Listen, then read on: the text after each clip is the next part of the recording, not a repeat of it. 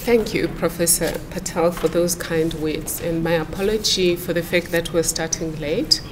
It was really unavoidable. Chairperson of today's proceedings and Dean of the Faculty of Humanities, Professor Rory Ryan, Vice Chancellor of the University of Johannesburg, Professor Ian Rensbeck, Deputy Vice Chancellor of the University of Johannesburg, Professor Angina Perech, Director of the Center for Social Development in Africa, who I've already acknowledged, Professor Leila Patel, University Management, distinguished guests, who I understand that amongst them is Sisi Zanele Mbeki, former First Lady, members of the Student Representative Council, members of the academic community, members of the media, ladies and gentlemen. It is an honor and a privilege to present this lecture tonight. How do you follow in the footsteps of a giant such as Helen Joseph? Our dialogue today, as you've already heard, focuses on following on the footsteps of Helen Joseph, the place of South African women leaders in our democracy. The timing of this memorial lecture on Helen Joseph, one of the heroines and heroes to whom we owe our constitutional democracy, could not have been more appropriate. And Professor, you've already indicated that one of the contextual issues we're dealing with is the problem of being at crossroads and the challenges that come with being a transitional democracy that needs to consolidate its path to democracy. But one of the significant things about the timing of this 7th lecture is that this year's Women's Month is dedicated to reflecting on the ground we have covered 56 years since Helen Joseph, Lillian Ngoyi, Rahima Musa, Sophie de Bruyn gallantly led a 20,000 women's march in protest against past laws and related apartheid oppression. This is also happening in the year in which, as a nation, we are reflecting on 18 years of democracy and the extent to which the constitutional promise of a better life for all has become a reality for the average person. To Helen Joseph and others, we owe the gift of constitutional democracy and the Constitution that is held high in the entire world. Not so long ago, an American judge, Judge Ginsburg, was telling the people of Egypt that if they were looking for a constitution as a benchmark, they shouldn't look at the American Constitution, but they should look at the magnificent piece of work, which is the South African Constitution, as an example on how to shape society. As women of South Africa, particularly those in decision making, it is our time to act. In Zulu we say, indlela ibuzwa kwabaphambili. That is, you ask those who have gone before you how to do things rather than make your own mistakes from square one. It is accordingly befitting that as we take our rightful place as women of this country in shaping and consolidating democracy, we draw lessons from Helen Joseph and others that have walked before us. However, standing on the shoulders of giants such as Helen Joseph and all of the women who paved the way is the easy part. That is why, as women today, we look taller than we are. But following on their giant footsteps, is easier said than done. Every time I reflect on the courageous acts of women such as Helen Joseph, Lillian Goye, Charlotte Maxeke, Albertina Sisulu, Ruth First, Shulamith Muller, Frances Bard, Winnie Mandela, and Priscilla Jana, amongst others. In the face of a vicious, mighty apartheid state, I feel like a dwarf. But I find comfort in the fact that women in decision-making today don't have to make those courageous sacrifices that were made by women such as Helen Joseph and Ruth First, among others. Today, we are still called upon to play our part in delivering the society we wish for. In doing so, though, we don't have to blaze any trail because they already did that. They graduated from tea makers to decision makers. I thought that if we are going to talk about following in the footsteps of Helen Joseph, we need to familiarize ourselves with her life and work. And Professor Patel has already helped us in that regard, and so did Professor. But how do you summarize such a huge legacy? The legacy of a giant who resolutely and successfully took a stand against sexism and racism at a time when women of her race, class, and generation seemed to accept the situation as a way of life. They accepted sexism and racism as part of the life they had to live. But Helen Joseph is a woman who stands tall as one of those people in this country who took a stand against both sexism and racism.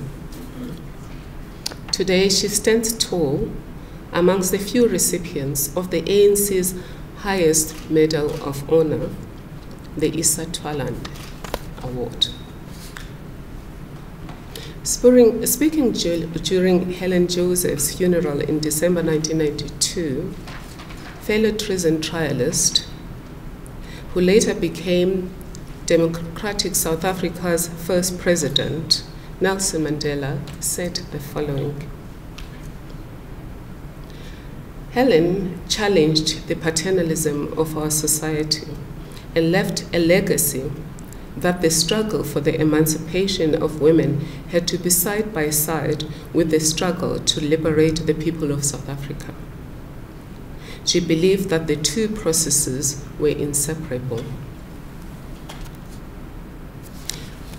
I thought I would start our conversation tonight with my encounter with the icon herself at her house around 1989. She must have been about 81 at the time, struggling with ill health and old age. Yet she struck me as resolute, passionate, and committed to a better South Africa as ever. As part of our conversation, I recall vividly to this day the story she told me about how women in the ANC forced their way from tea makers to decision makers. She informed me that women's presence at ANC meetings was initially confined to the status of tea makers. This changed, she said, the day women rebelled against making tea and demanded a role reversal. They insisted that the men on that day were going to make the tea and the women were going to take charge of the meeting. From that day on, women were allowed to take part in the meetings. I never verified this historic incident. Of course, it could be one of those stories where the hunter's tale differs from the lion's version. But the story resonated with me so much so that it became a central theme in a project I've been working on, well, for more than 2 decades now, on leadership lessons from women who paved the way. The original title of that project was No More Tea Makers. But one of the things I want to talk about today is, what does it mean to graduate from a tea maker to a decision maker? And do we always, as women in decision making, make that graduation a reality? Or do we remain tea makers, but dressed up as decision makers?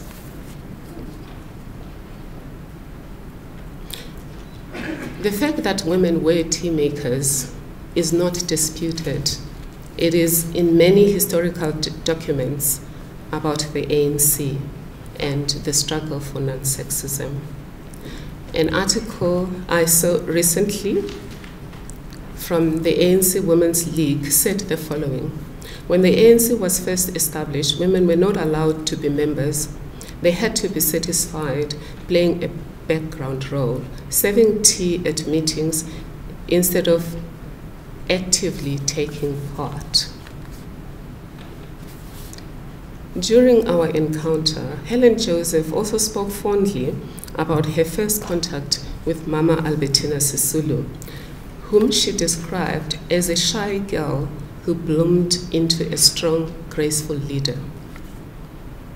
She was generally affirming when she spoke about the women she had worked with over the years, among them Lillian Ngoyi.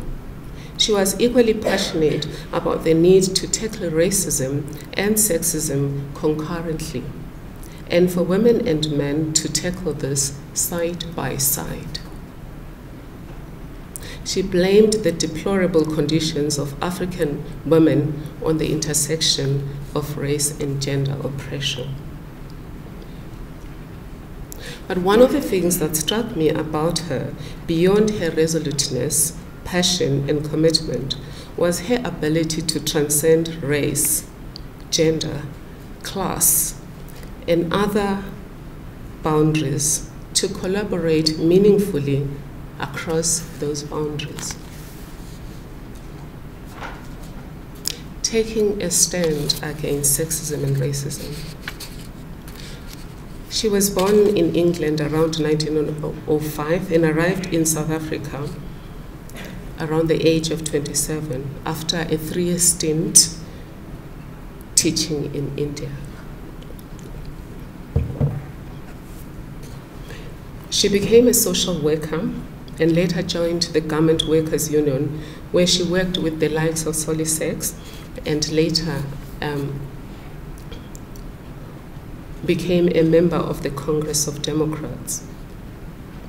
Appalled by state-orchestrated injustices against the black majority, and particularly the poverty-stricken conditions of workers and African women, she became a strong advocate for social justice and the eradication of apartheid and sexism.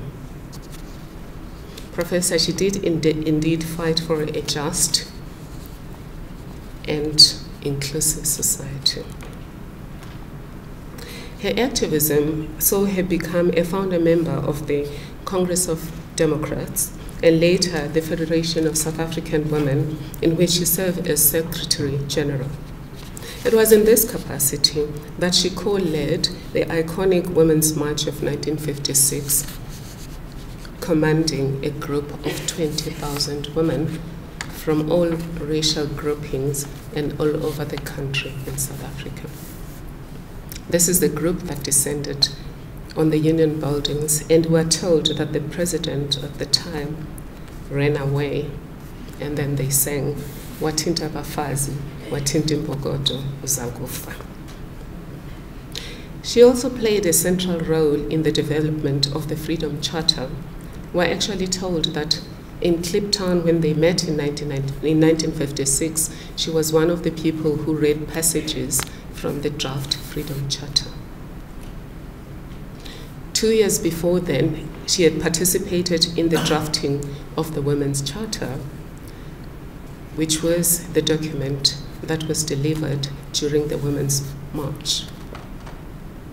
She was one of the treason trialists in 1956 and was banned for almost 30 years, with the last banning order being lifted when she was around the age of 80. South African History Online says the following about her life. Helen's life became a long saga of police persecution. She was the first person to be placed under house arrest in 1962. She survived several assassination attempts, including bullets shot through her bedroom window late at night and a bomb wired to her front gate. Despite all of this, not only did Helen Joseph remain resolute about the wrongful and unjust nature of apartheid, she remained passionate and committed to seeing the birth of a new South Africa. Even during her twilight years, she left me with a distinct impression that she felt that it was all worth it, and that the better country she dedicated her life to was possible. A few months later, Nelson Mandela was released, and the rest is history. Sadly, Helen Joseph never lived to see the first democratic elections on April 27, 1994, as she died in December 1992. There are parallels and differences between the situation Helen Joseph and other women leaders found themselves in then and the situation of women in decision-making today. How do women leaders today follow in her giant footsteps? Firstly, we know that she dedicated her life to the struggle, fighting injustices of all kinds, mainly focusing on race and gender. So the most important lesson for me is that she took a stand, and she backed that stand with action. Often today, we complain that there is corruption. We complain that there is maladministration. We complain that there's bad governance, and all sorts of other complaints. The question is, are we part of the problem or part of the solution?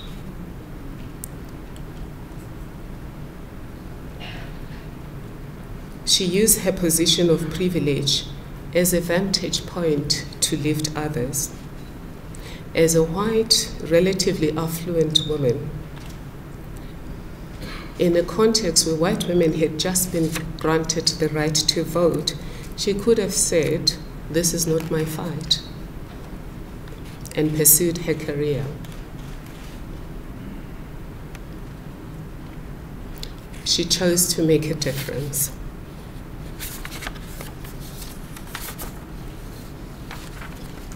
Many leaders today, many women leaders today, also occupy positions of power and privilege, which places them in the same position as she was in.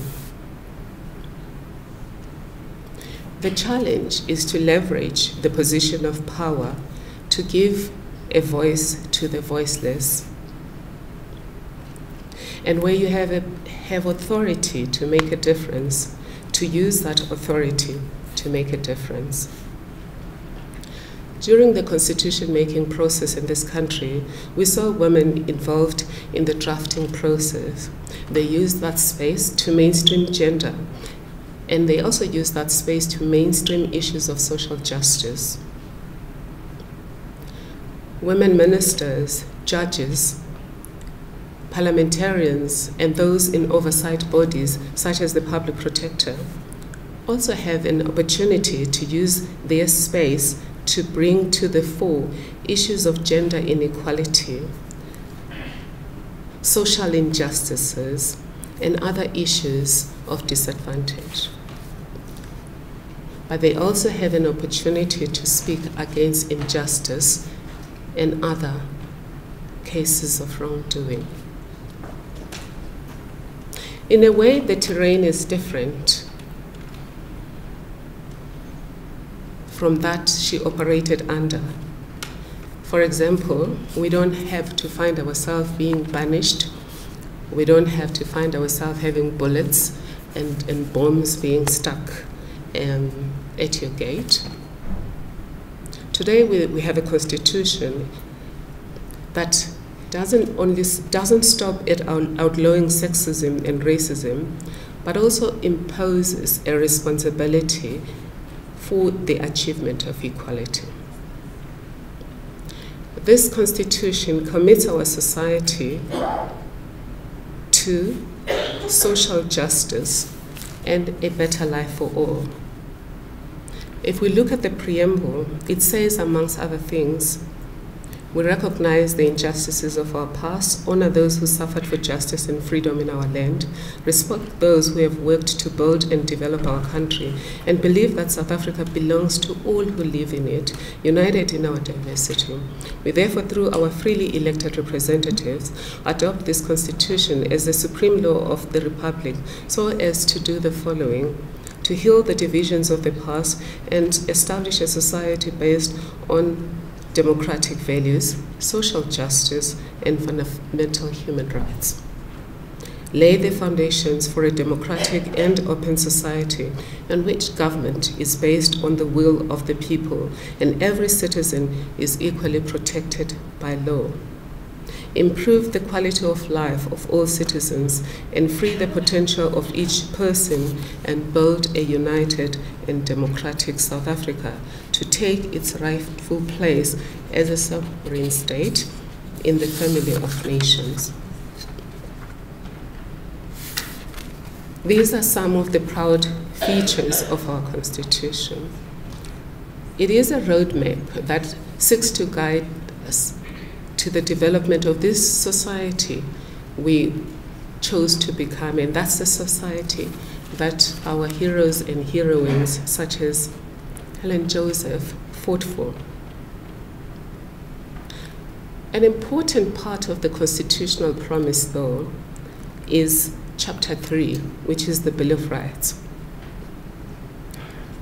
The Bill of Rights includes such as right to human dignity, the right to human dignity, the right to equality, freedom and security of the person, and many other civil and political rights. What is important to note, though, are socio-economic rights, which are given the same weight as the civil and political rights. If we look at the life of Helen Joseph, it is said that one of the turning points in her life was seeing the deplorable conditions under which workers and African women found themselves. Throughout her life, she not only fought against apartheid, but she basically was concerned about social justice. And the socio-economic rights part of this constitution is one of the promises that were made to the people of South Africa, that the South Africa we were to become was a different one from the one we fought against. The Constitution doesn't just give us a vision of the society we want to become. It also defines the character of the state. What should be the state? What should the state act like if it has to achieve these fundamental human rights? The character of the state is defined in the founding values that include non-negotiable issues such as supremacy of the Constitution and the rule of law, open democracy, and public accountability. The Constitution also defines the parameters for the exercise of public power. For example, you would find Chapter 10 talks about how the public sector should operate. Section 96 defines key responsibilities and ethics for members of the executive. Section 237, which we rarely mention, calls upon those who exercise public power to ensure that constitutional responsibilities are exercised with due diligence and efficiency. So ideally, everything that is guaranteed in the Constitution should be the starting point every time you exercise public power or use public resources. Regarding the enforcement of the Constitution, there are provisions for multiple accountabilities. These include the traditional checks and balances such as Parliament, courts, and the people, and separation of powers, including the independence of the judiciary. They also include the provision of freedom of expression, which includes freedom of the media in the Constitution. The guarantees, though, also include institutions supporting democracy, which most of which are in Chapter 9. The Public Protector is one of those institutions supporting democracy, whose job is to ensure that public power is exercised accountably and in the public interest. So today, gone is the belligerent state, and women themselves are no longer always victims. If we're talking about women leaders, we're talking about women who, some of these women are within the state themselves. So they're not just bystanders commenting on what's wrong. They have an opportunity and responsibility to do something about bringing about the better South Africa that was fought for.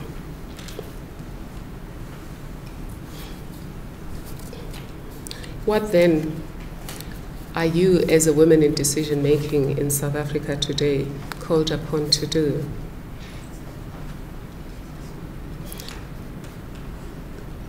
The women of Helen Joseph's time took a stand against apartheid. They had to define themselves the society they wanted. In our case, that society is already defined, and many of the older generation, like myself, were part of defining that society. And of course, many of the people in this room were too young to be involved in that process. But that's our Constitution, and that's the vision of the society we have chosen voluntarily to become. We've already said that that Constitution gives a lot of guarantees to the people. We've already said that it also imposes responsibilities on those who exercise public power to deliver on those guarantees. How far are we then in delivering on those guarantees? Which brings us to the challenge of women in decision making today. Firstly, I just want to make a bold statement that I believe that we have achieved a lot. Today is better than yesterday on many fronts. We have women in decision making, we have women in business, we have women constituting more than 40% of parliament, more than 40% of the cabinet, and in the public sector, they occupy a significant number of positions in decision making. In the private sector, women in decision making are still lagging, but significant progress has been made. But what about the issues that are the focus of the reflection on 56 years since the Women's March of 1956. The focus is on poverty, inequality, and unemployment. How are we doing on that front? I don't want to bore you with figures. I have these on my paper, but statistics from the National Planning Commission show a depressing figure. We have become the most unequal society in the world. It used to be Brazil, it is now us. Many of the poor go to bed without any food. Statistics also show us that children in female-headed households are more likely to go to bed without food than those in other households. Women generally predominate in unemployment figures, and young people are the hardest hit by unemployment.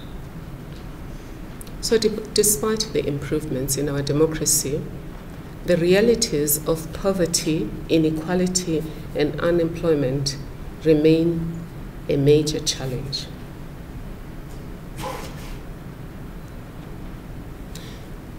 We have a right to blame a lot of it on apartheid.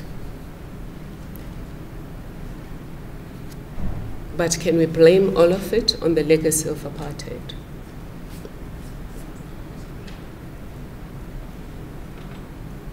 The experiences we've heard as a public protector team indicate that we have to blame the mistakes we've made in government in the last 18 years of democracy for many of the problems. We believe that maladministration is one of the reasons why we haven't made as much progress as we could have made. What does it mean for women in decision making?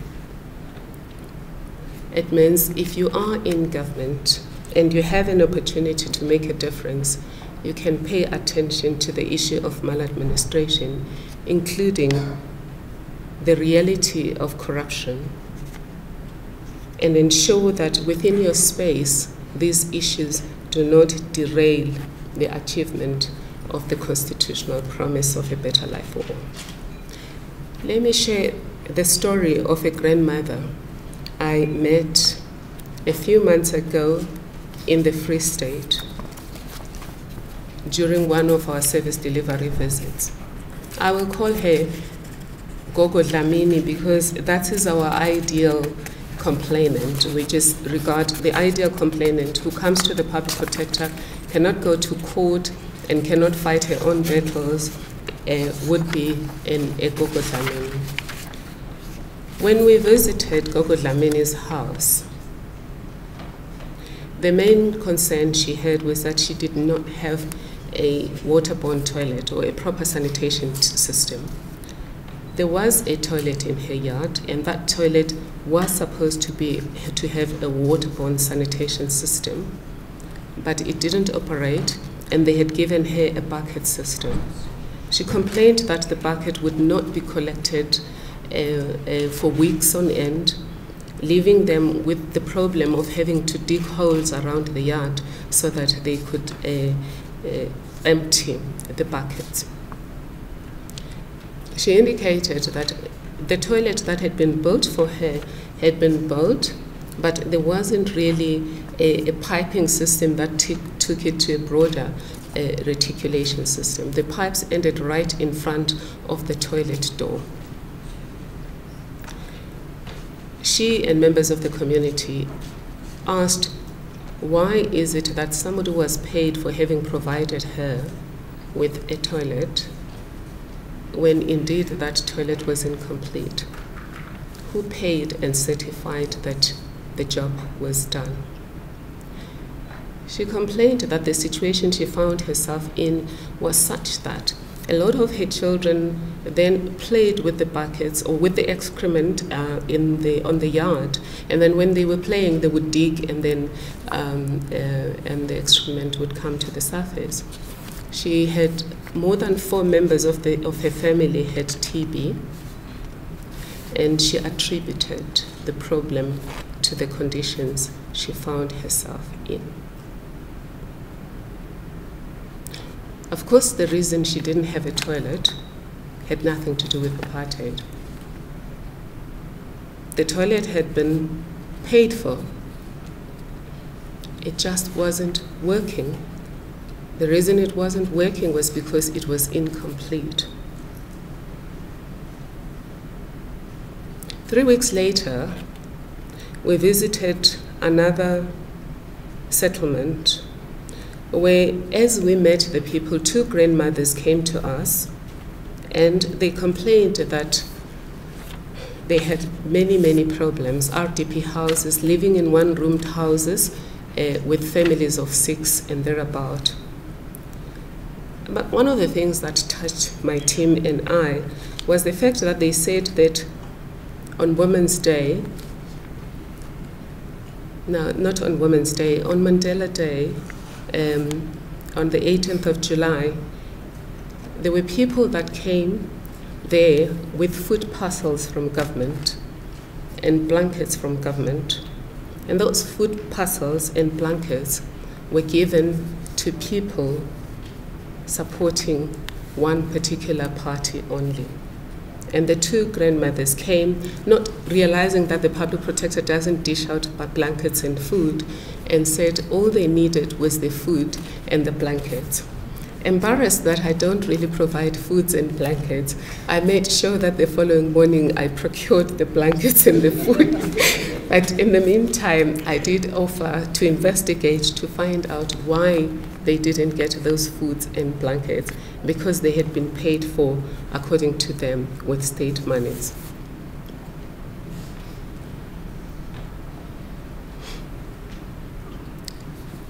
If we look at these issues, they point to the possibility of maladministration as one of the factors derailing the possibility of a better life, or at the very least, delaying that possibility. I just want to talk about a few things that we can take from Helen Joseph as women in leadership positions to see whether we can play a better role, though, in improving the delivery to our people. The first issue is taking a principled stand. Helen Joseph not only took a stand against the oppressive apartheid state, but she also dedicated her life to the pursuit of the better world she wanted to see. She was also prepared to pay the price, and indeed she paid a heavy price for her efforts. When you speak truth to power, there are often perilous consequences. But under apartheid, those consequences were guaranteed. But she still took a stand against apartheid. It wasn't a popular thing to do. But she also took a stand against sexism, which was not a popular thing to do at the time. You will recall that in the liberation movement, there was initially thinking that let's fight the race struggle first, and issues such as gender will come afterwards. But she was one of those few that took a stand and said sexism was as bad as racism, and they took an unpopular issue and made it a popular issue. For women today who are in decision making, what do we do when we see mud schools and children of up to 4 classes studying or learning in one classroom 18 years into democracy? Do we accept the excuse that this is the legacy of apartheid, or do we admit that we could have done better? taking into account that Section 237 of the Constitution requires that obligations, constitutional obligations, should be attended to diligently and expeditiously. Speaking truth to power is the next thing. Most women who find themselves in decision-making have been there through the generosity of their male counterparts. Often women find themselves in a difficulty of, do you rock the boat or do you fit in? I often say that that is acting like a mob wife, you know. A mafia wife doesn't question the way of the mafia.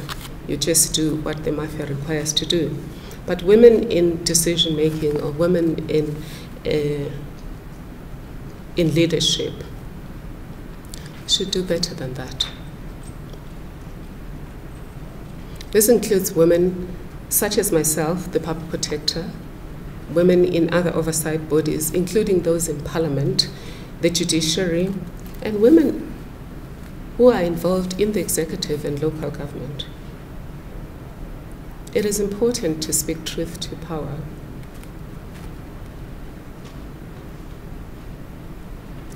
It is often said that evil triumphs when good people say or do nothing.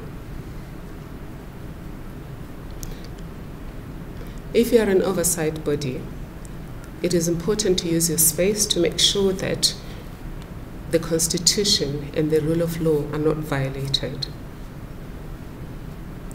You need to do so regardless of the fact that your friends and possibly former comrades expect you to act like a mob wife, as I said earlier, and they don't want you to offend the family, so to speak. If you are in an organ of state that is responsible for making the decisions and taking the action, do you use that space to expand the frontiers of human rights, respect for the rule of law, and achievement of the constitutional promise? Or do you shy away from doing certain things for fear of being demonized?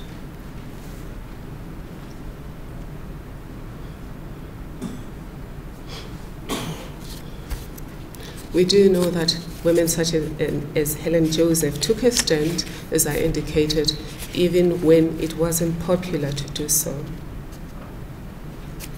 When we deal with issues such as corruption, there's often pressure to look the other way if it's someone we know and somebody we respect and we don't want them to lose face. But what are the consequences for society as a whole? In any event, should you see that person as a comrade if they're looting state resources, or are they a sheep, or are they a wolf in a sheep's skin?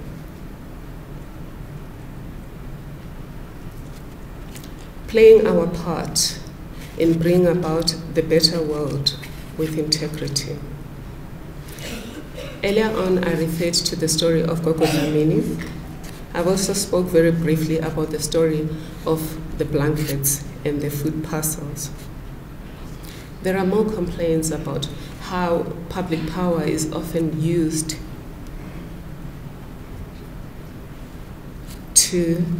for political gain, to support friendships, and to consolidate relationships. But those of us who are women in decision-making, firstly, if we follow in the footsteps of Helen Joseph and others, we should do better. Public power should always be used in the public interest. But more importantly, we shouldn't look the other way when there is wrongdoings.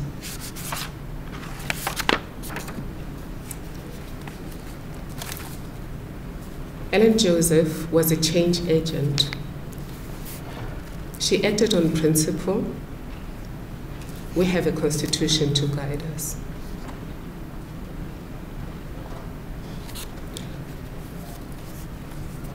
if we do one thing and one thing only, it is important that we popularize Section 237 of the Constitution and the Bill of Rights.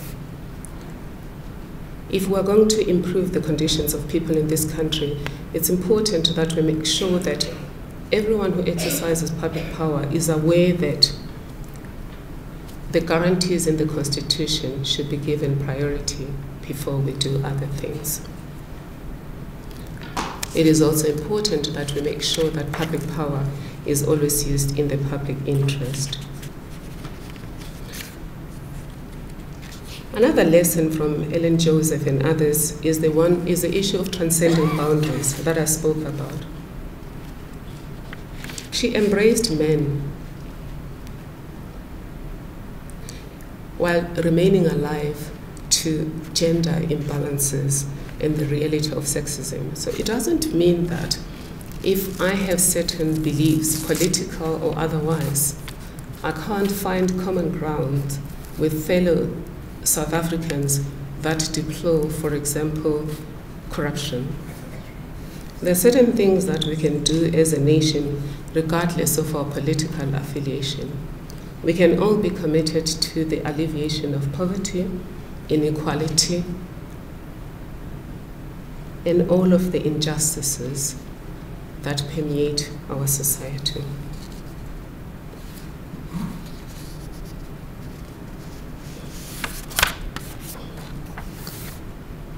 Peacebuilding is related to the issue of working across boundaries. One of the realities we find in our society today is community conflict. There are protests everywhere, but we do know that where there is instability, where there is violence, women and children are most likely to suffer. It's important that women in decision making, even in civil society, speak out against the use of violence to make a point. We've been provided space in our democracy to engage peacefully. I'm not saying people should not protest peacefully, but I think it should be a last resort because we have institutions such as the Public Protector that are there, Human Rights Commission, Auditor General, Public Service Commission, etc., that are there to enrich the dialogue between the state and citizens. Personally, I'm also speaking out against public protests because often people are used for agendas that have nothing to do with the improvement of their lives. And they become cannon fodder, and then they're the ones who end up being killed. We were in Tabazimbi a few weeks ago, I think a few days ago. When we were there, a young person, spoke with everyone, actually noting that the following day they were going to go and protest. They were going to go on a march and protest in front of the municipality because the municipality was not improving service delivery. But we were there, we were already talking, and the mayor was there and councillors were there. It was a platform to talk about what's wrong with service delivery and what could we do about it. And of course, I engaged with the young people and the members of the community and requested that they shouldn't go for the protest. Rather, my team was going to facilitate a dialogue to make sure that we understand what the problems were and work with the municipality to develop an action plan to make sure that problems that can be fixed were fixed. And where there were allegations of corruption and serious maladministration, my team and others then would investigate that and come back to the community. And I'm glad that that didn't take place. And that was just shortly, a few days before what happened in Lone Mill. The first 10 people had already been killed in Lone Mill when we were in Tabazimbi, and we were worried that a similar occurrence was going to take place. So it's important that as women, when we have this space to talk to people about using dialogue, what the world calls the Mandela way, and Mandela was produced by ourselves, we use that as a way of resolving our differences before we resort to protest. Above everything else, taking action beyond talking. I've already indicated that it's important that when you see something, you do something about it. Helen Joseph saw something and she deplored the conditions of the people and she took action. Women in decision making in South Africa today don't only have an opportunity to point out wrongdoing, they often have an opportunity to stop wrongdoing and to do the right thing. And it's important to stand for something because it's said that when you stand for nothing, you'll fall for anything. In conclusion, though, I want to say that beyond taking a stand and beyond taking action to ensure that you improve the conditions of our people, it's important that women in decision making speak in their own authentic voices. This is where I talk about consolidating the transition from team makers to decision makers. Earlier on, I mentioned that all of us who are in decision making, you are there mostly because some men, a group of men, friends, colleagues, comrades, put you in decision making. And the idea was you will bring a new perspective as a woman based on your understanding of oppression, based on your understanding of the suffering of those who are excluded in society. But often, once inside, there are complaints that women often act as proxies rather than as decision makers.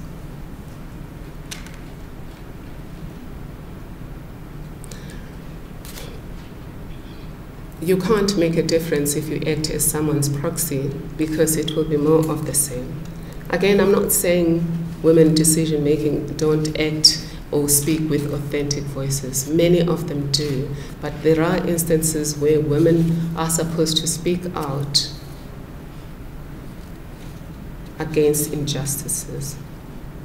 They're supposed to speak out against corruption, maladministration, and all of the things that take away their constitutional dream.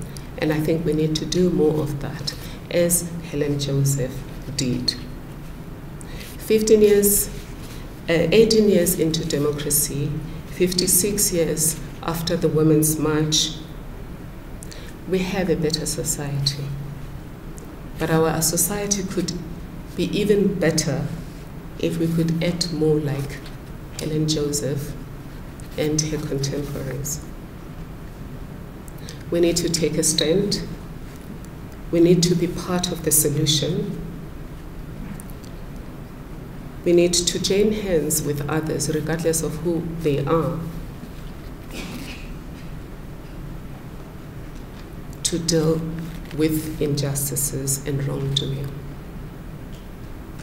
If we join hands, particularly against maladministration, corruption, and other maladies that derail our transition to the society that we want to be, we can make sure that the better life for all is achieved sooner rather than later.